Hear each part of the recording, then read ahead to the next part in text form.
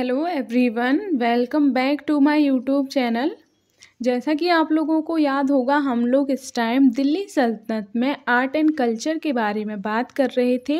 इसमें अभी तक हम लोगों ने देखा था कि दिल्ली सल्तनत जो है उसमें हमें 3 तरीके के आर्ट एंड कल्चर देखने को मिलता है।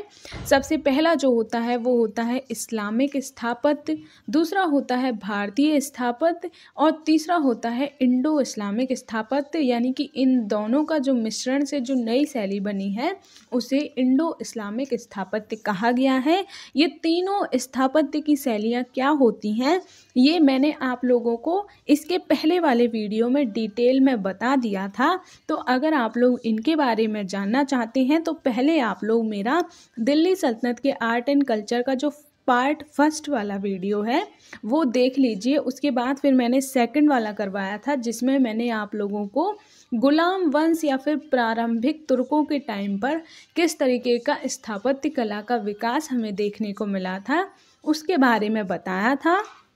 आज के वीडियो में मैं आप लोगों को खलजी वंश यानी कि गुलाम वंश के बाद हमें सेकंड वंश जो देखने को मिलता है वो खलजी वंश देखने को मिलता है।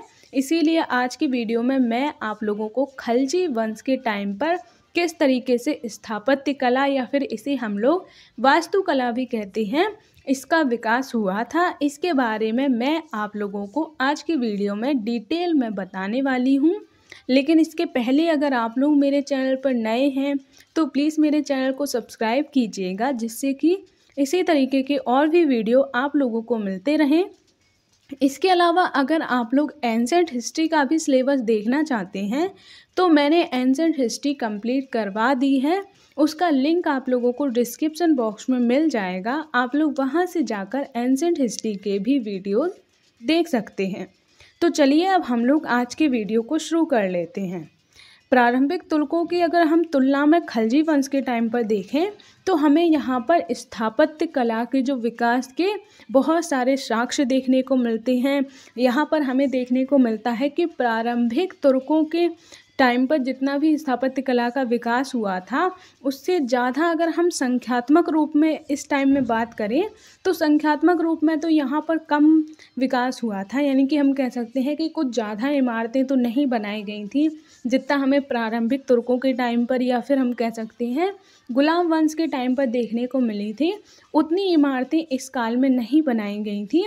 लेकिन अगर हम कलात्मक दृष्टिकोण से बात करें यानी कि जो इमारतों में जो डिज़ाइन की जाती थी, उनको जो सजावट के लिए या फिर अलंकरण जो उनका होता था, अगर हम उसके दृष्टिकोण से बात करें तो इसमें हमें बहुत ज़्यादा अंतर देखने को मिलता है।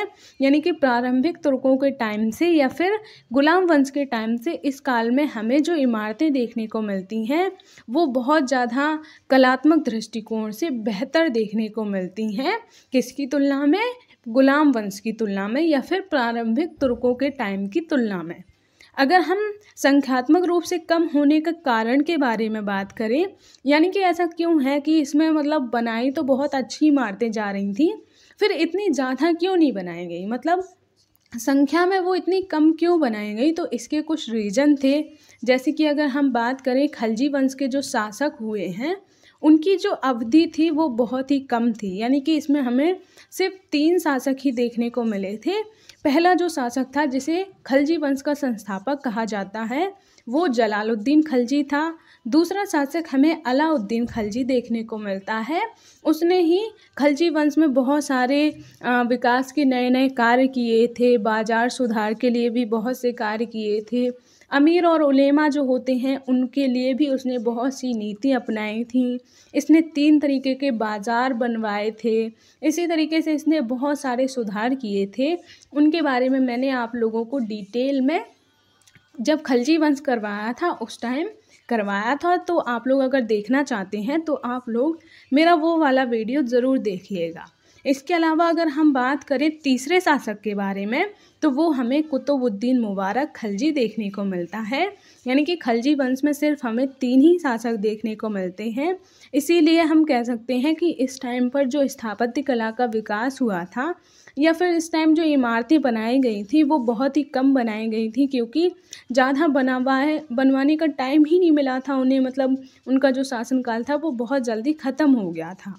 इसके बाद अगर हम बात करें, इस टाइम हमें जो शासक हैं वो बहुत अयोग्य भी देखने को मिलते हैं।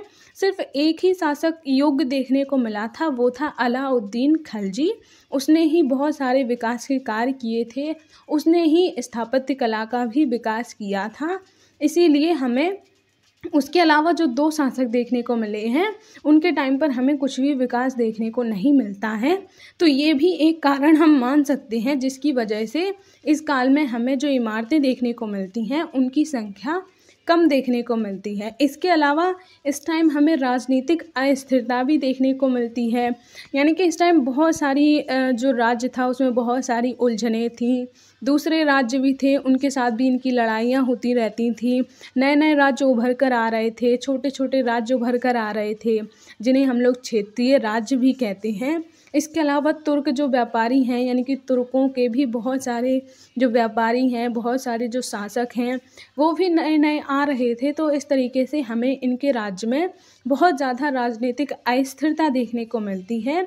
तो इन 3 वजह से हम लोग कह सकते हैं कि इस टाइम की जो इमारतें हैं वो हमें संख्यात्मक रूप में कम देखने को मिलती हैं। इसके अलावा अगर हम बात करें, इस दौर में जितनी भी इमारतें बनाई गई हैं उनमें से ज़्यादातर इमारतें हमें अलाउद्दीन खिलजी के काल में ही देखने को मिलती हैं। जैसा कि मैंने आप लोगों को अभी बताया, बाकी जो इसमें 3 ही शासक हुए हैं उनमें अलाउद्दीन जो खिलजी है उसका ही हमें थोड़ा लंबा टाइम पीरियड देखने को मिलता है, और उसने अपने राज्य के विकास के लिए बहुत सारे कार्य भी किए थे। तो इसीलिए हमें उसके टाइम पर स्थापत्य कला का भी विकास देखने को मिलता है। बाकी के जो 2 शासक थे उनके टाइम पर हमें कुछ भी देखने को नहीं मिलता है, क्योंकि वो बहुत ही अयोग्य शासक हुआ करते थे। इसके टाइम पर अगर हम बात करें कि हमें कौन कौन सी इमारतें देखने को मिली हैं, तो उनमें से कुछ प्रमुख हम बात कर लेते हैं, जैसे कि श्रीनगर। ये जो श्रीनगर है ये 1000 स्तंभों वाला एक भवन है, जिसे श्रीनगर कहा जाता है। इसके अलावा हमें इस टाइम में जमात खाना मस्जिद भी देखने को मिलती है। इसके अलावा अलाई दरवाज़ा, जो आप लोगों ने सुना भी होगा। इसके अलावा जो हौज खास है वो भी हमें इसी के टाइम पर देखने को मिलती है। तो ये आप लोग देख सकते हैं, ये जो इमारतें हैं वो इस टाइम पर बनाई गई थी। इसके अलावा आप लोग ये देख सकते हैं, ये हौज खास है, ये जो है वो मैंने अभी बताया जमात खाना मस्जिद है। इसके अलावा ये अलाई दरवाज़ा है। तो इस तरीके की जो इमारतें हैं वो अलाउद्दीन खिलजी के टाइम पर बनाई गई थी, और ये जो इमारतें हैं वो आप लोगों को प्रेजेंट टाइम में भी देखने को मिल जाती हैं। तो इस तरीके से आप लोगों ने शायद कभी ज़रूर देखा होगा, नहीं देखा हो तो कभी दिल्ली जब आप लोग आइएगा तो इन्हें ज़रूर देखिएगा। अब हम लोग आगे बात कर लेते हैं इन इमारतों की विशेषताओं के बारे में। तो इन इमारतों में हमें मीनार देखने को मिलती है, गुंबद भी देखने को मिलते हैं, और मेहराब भी देखने को मिलता है। इनके कारण ही हम कह सकते हैं कि ये जो इमारतें हैं या फिर ये जो विशेषताएं हमें देखने को मिलती हैं वो हमें सबसे ज़्यादा अलाई दरवाज़ा में देखने को मिलती हैं। और ये जो चीज़ें मैंने अभी आप लोगों को बताई, मीनार, गुंबद, मेहराब, इन सारी चीज़ों की वजह से ही हम कहते हैं कि इस काल में जो स्थापत्य कला है वो बहुत ज़्यादा बेहतर हो गई थी, यानी कि डिज़ाइनिंग बहुत बेहतर की जाने लगी थी, जैसा कि हमें इसके पहले वाले काल में देखने को नहीं मिलता था। उस टाइम बहुत ही सिंपल इमारतें बनाई जाती थी, लेकिन इस काल में ये जो सारी चीज़ें ऐड की जाने लगी, इससे इमारतों का जो डिज़ाइन होता था वो बहुत ही ज़्यादा सुंदर लगने लगता था। अगर हम लोग जमात खाना और अलाई दरवाज़ा के बारे में बात करें तो इसमें जो मेहराब होती थी वो हमें घोड़े की नाल की तरह देखने को मिलती है। अलाई दरवाज़ा में अगर हम मेहराब के बारे में बात करें तो वहाँ पर हमें उल्टे कमल के आकार जो है उसका प्रयोग होता हुआ दिखाई देता है। ये आप लोग देख सकते हैं, ये जो मेहराब होता था वो कुछ इस तरीके का होता था। तो इस तरीके का जो ऐसा घोड़े की नाल की तरह जैसा कि इसमें बताया गया है, वो कुछ इस तरीके का डिज़ाइन जो होता था उसे ही मेहराब कहा जाता था। तो ये आप लोग देख सकते हैं। अब हम लोग अगर नेक्स्ट बात करें सुलेखन और अयस्क के बारे में, सुलेखन और अयस्क क्या होता है ये मैंने आप लोगों को डिटेल में बताया था कि सुलेखन का मतलब होता है उन पर आयत जो होती थी उसके लिखना, यानी कि इनका जो कुरान है उसकी आयतों को लिखना इनकी इमारतों पर उसे ही सुलेखन कहा जाता है। और जो अखेस्क होता है इसका मतलब होता है उन पर जो पत्तीदार डिज़ाइन करना, यानी कि ऐसी डिज़ाइनिंग करना जिसमें पत्ती की तरह दिखाई दे, तो उसे अखेस्क कहते हैं। या फिर कोई भी किसी भी तरीके की डिज़ाइनिंग करना, जैसे कि ज्यामितीय आकृति बनाना, तो इस तरीके की जो डिज़ाइनिंग की जाती है उसे अखेस्क कहा जाता है। ये हमें इस टाइम पर बहुत ही खूबसूरत तरीके से होता हुआ दिखाई देता है। और इनका जो अगर हम अलाई दरवाज़ा में बात करें तो अलाई दरवाज़ा में हमें ये अखेस्क और सुलेखन बहुत ही खूबसूरत तरीके से देखने को मिलता है। अलाउद्दीन के काल के बारे में अगर हम बात करें तो इस टाइम हमें कुछ राजनीतिक स्थिरता देखने को मिलती है। और अलाउद्दीन का काल जो था वो समृद्धि का काल भी माना जाता है। यानी कि वैसे अगर हम खलजी वंश के बारे में बात करें तो वो राजनीतिक अस्थिरता का काल था, लेकिन अलाउद्दीन के टाइम पर हमें इनके राज्य में कुछ स्थिरता देखने को मिलती है। इसीलिए अलाउद्दीन खिलजी बहुत तरीके की नीतियाँ अपनाई थी राज्य के सुधार के लिए, बाजार के सुधार के लिए, अमीर और उलेमाओं के लिए, सैन्य सुधार के लिए। तो इस तरीके से हम लोग कह सकते हैं कि अलाउद्दीन के टाइम पर हमें राजनीतिक स्थिरता देखने को मिल जाती है। इसी कारण इसे समृद्धि का काल भी कहा गया है।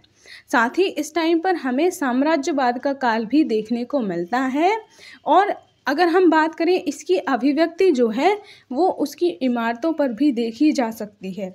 यानी कि हम कह सकते हैं कि अलाउद्दीन का जो काल था वो हमें साम्राज्यवाद का काल देखने को मिलता है।